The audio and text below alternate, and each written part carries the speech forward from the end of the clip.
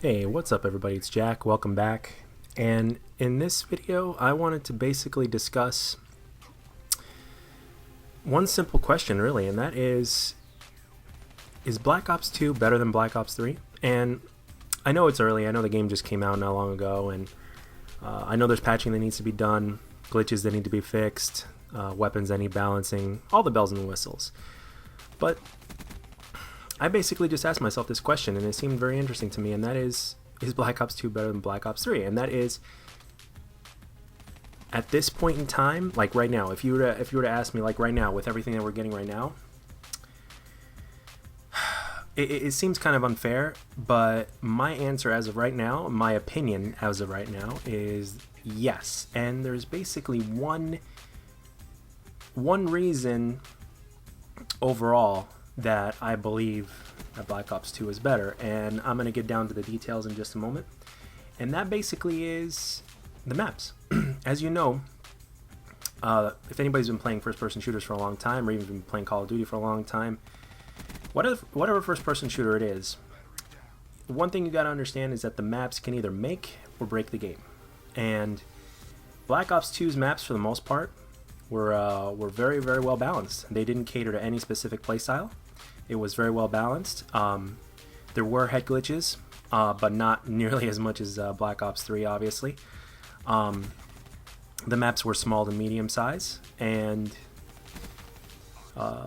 regardless of your style, if you adapted to the gameplay and if you knew how to handle yourself and you knew what was going on, knew how to work the spawns right, and all that good stuff, you could basically succeed. You know, whether you were a smart rusher or a smart camper. Although I will admit that I am kind of biased, and I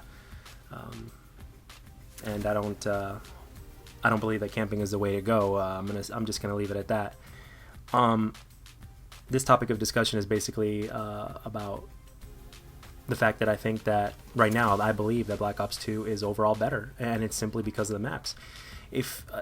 With Black Ops 3, they designed this movement system, and they designed the maps around the movement system while trying to keep the whole 3-lane map thing going on. Now, because of these movements and because of things that they implemented into the maps, along with the size of the maps, which some of them are pretty darn big, they've done one thing specifically in addition to this that, in my opinion, in my humble opinion, holds the game back from achieving true greatness. Now, in a handful of these maps out of the 13 that we're getting, I would say half or maybe slightly less, more, give or take, are good. Like, for instance, take all of the beta maps. All the beta maps were pretty darn good. As well as in size as well. And the thing is, with these maps that we got on release as well, they have just, long story short, it's not really balanced. I mean, look at it this way. You've got maps that are really, really big. I mean, the movement system as far as the wall running is designed to get you across the map fast, but at the same time, it's extremely risky. Chances are, if there's a camper and he's watching those spots, which he will be, you're going to get picked off easily, and you're not going to be able to fight back nearly as easily when you're wall running as if you were on the ground. And let's face it, when you're wall running, you have absolutely no cover whatsoever.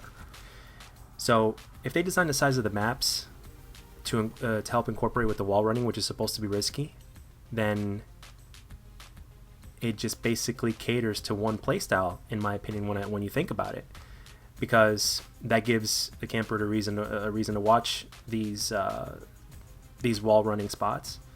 And let's not mention the fact that there are head glitches all over the place. I mean, there's always been head glitches since the beginning of Call of Duty, but it is overdone to a T. It is overdone, to say the least.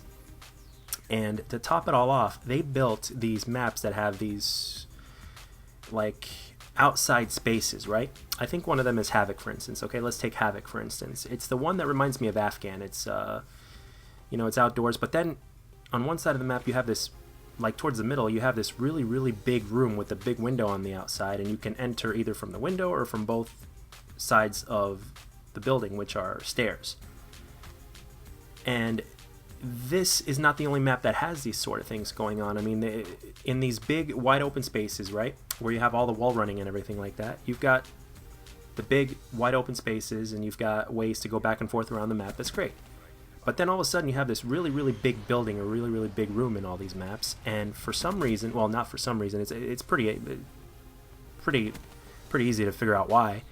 Everybody on the opposite team, or even on your team, is just going to go straight into that building, and they're just going to stay there the entire game. And there are a good amount of maps in the game that have this problem. And in my opinion, it is a problem because all of a sudden, it just other than the head glitches and the side of the maps and some of the way the weapons are developed as well. When you put all these three factors together, along with the new stuff that they've implemented, overall the game just seems to overly support one playstyle, and that is the super passive style, or otherwise known as the camping style. And this rewards players that just sit in one area really, really well.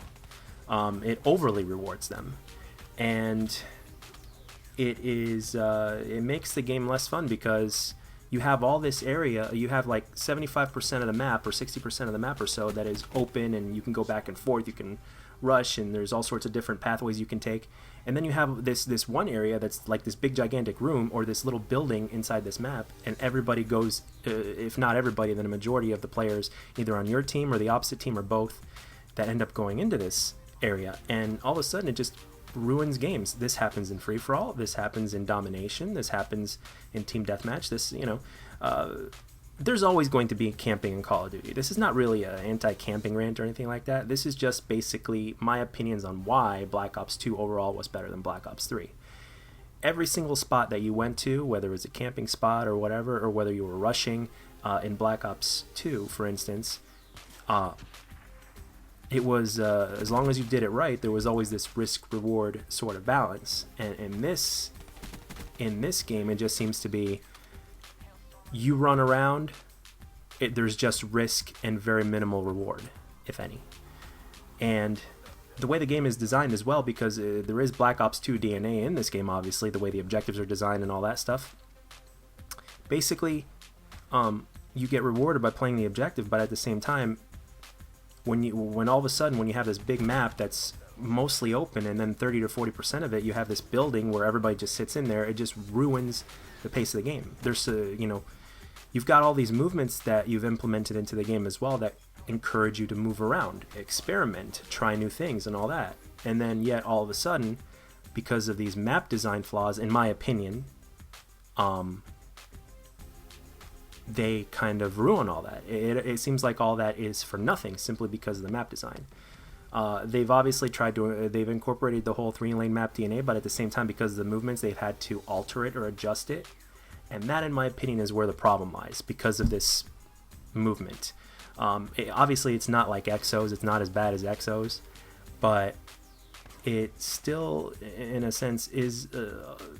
it's not really a problem, but the thing is, they just made this decision for some reason in like half of these maps to basically, first of all, some of these maps are just way too big. Like Metro, for instance, the one with the trains and everything. That map is just way too big, and even Free For All plays it, which I don't know why. But anyway, back on subject. For some reason, they just decided to put like really big ass buildings inside these really big open maps, and obviously the outside of the maps is where all the wall running spots take place. So no wonder they're going to stay in that building and look at those wall running spots with their 2-shot kill LMG. So in my opinion, as of right now, Black Ops 2 overall is better. I'm not saying this game is bad or that it doesn't have that addictive factor, because it does. But Black Ops 2 overall, in my opinion, as of right now, my opinion is that Black Ops 2 is better simply because of the map design, the map size, the map flow, and the balance of all sorts of playstyles. And that's pretty much it. Or maybe I'm just crazy and I suck at this game, and I just haven't learned how to use the maps to my advantage yet for my style. Who knows? But anyway, I hope you guys liked the video. If you like it, let me know in the comments, and if you don't, let me know what I can do to make my videos better. See you guys.